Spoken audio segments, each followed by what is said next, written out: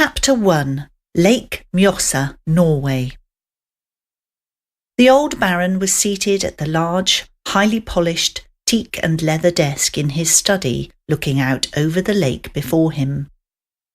He was short for a Norwegian, about 5 feet 8 inches, had distinguished curly grey hair, a rather round face with brown bespectacled eyes, and was dressed casually in a dark green cashmere cardigan, open-necked shirt and grey flannel trousers, since he was not expecting any visitors until possibly after lunch.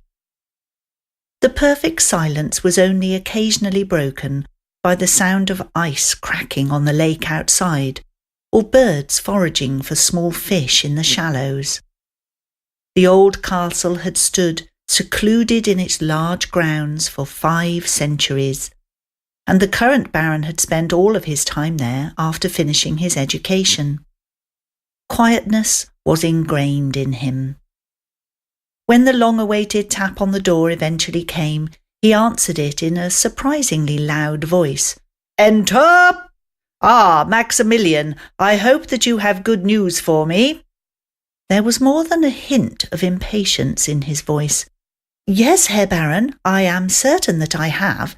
The telephone line and the satellite dish have been restored to fully functioning order after the storm last night, and the post has been delivered." Maximilian proffered the silver tray he was carrying to the Baron, who picked up the dozen or so envelopes on it. "So, that means that telephone, broadband and satellite communications have been completely restored?" "My tests suggest that that is indeed so, Herr Baron."